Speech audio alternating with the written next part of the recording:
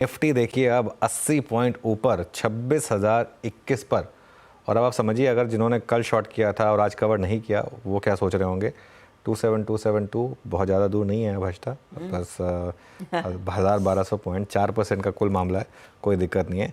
अच्छा जाते जाते मार्केट में लग रहा है कि वो एक तो पलक झपकते आ जाएंगे लेवल्स। देखिए मार्केट में जब मोमेंटम आता है ना तो वो ऐसे ही आता है। अब क्योंकि क्या होता है कि हर कोई, मैं अभी बता रहा हूँ, आज जैसे फॉर एग्जांपल अब ये सब चर्चाएं हो रही हैं कि भाई मार्केट में इस समय काफ़ी एक्सूबरेंस हो गई है। मैं मानता हूँ मिड कैप में हो गई है एक्सूबरेंस, लेकिन लार्ज कैप ने तो अभी चलना शुरू करा है। जी हाँ, लार्ज कैप ने भी चलना शुरू करा है। और वैल्यूएशन देखिए आप निफ्टी की, वैल्यूएशन देखिए आप बैंक निफ्टी की। बैंक निफ्टी आज भी भले ही ऑल टाइम हाई पर आया हो, वैल्यूएशन के हिसाब से अपने ऑल टाइम हाई से कम 20% चीप होगा, कम से कम। निफ्टी भले ही मतलब चीप ना हो, लेकिन निफ्टी भी अपने मीडियन वैल्यूएशन से थोड़ा ही ऊपर होगा। बैंक निफ्टी तो अपने पीक वैल्यूएशन से एटलीस्ट 20% सस्ता होगा अभी इस समय। तो इसके लिए मूव आने की शुरुआत हुई है। और ऐसे मार्केट नहीं करेगा कि बस सीधा 26,000 पर एक वो गया और फिर नीचे आके 25,000 पे आपको एंट्री दे दी। नहीं, बाय तो आपको यहीं करना पड़ेगा। करेक्शन आनी भी है ना, वो आपकी बाइंग के बाद आएगी, ये आप समझ के चलिए। ये अगर आप वेट कर रहे हैं ना कि मैं करेक्शन में बाय कर लूँगा, नहीं, करेक्शन आएगी भी ना तो आप जब तक आप बाय नहीं करेंगे तब तक नहीं आएगी। पहले आप बाय करिए, फिर मार्केट आपको करेक्शन देगी और उस करेक्शन में फिर आपको ऐड करने का मौका देगी। आपको कभी ना कभी तो लेना पड़ेगा। आप ये सोच के नहीं बैठ सकते कि मैं जब तक 2500-500 नहीं आएगा तब तक नहीं खरीदूंगा, क्योंकि हर लेवल पर आपने ये सोचा है कि जब तक 500 पॉइंट नहीं गिरेगा, जब तक 1000 पॉइंट नहीं गिरेगा मैं नहीं लूंगा।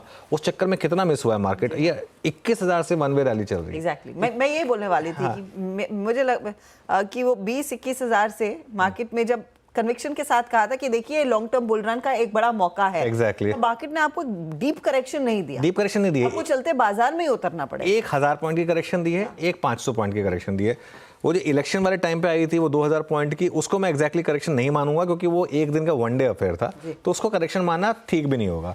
उसको आप छोड़ दें एक बार के लिए। तो ये वाली जो आपको डिप दिखाई देगी करीब करीब जुलाई अगस्त के करीब जो आई थी, ये 1000 पॉइंट वाली डिप थी। उसके बाद एक आपको 500 पॉइंट की डिप मिली, दैट्स इट।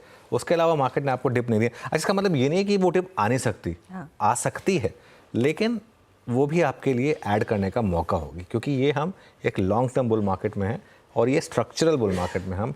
और एक चीज़, मार्केट में क्यों बीच बीच में कंसोलिडेशन आएंगे, क्योंकि इतने बड़े बड़े आईपीओज आएंगे। देखिए Hyundai का आईपीओ $3 बिलियन का, स्विगी का आईपीओ $1.25 बिलियन का, ये बहुत सारी लिक्विडिटी सकआउट करेगा। एक 6,000 करोड़ का बजाज हाउसिंग फाइनेंस का आईपीओ आया था, 4 दिन तक मार्केट कहीं नहीं गया था, और जैसे ही वो पैसा रिलीज हो मार्केट में एकदम से जंप आ गया। तो ये मार्केट में फिर होगा, क्वालिटी आईपीओज आएंगे और उसमें काफ़ी पैसा आपका सकआउट होगा।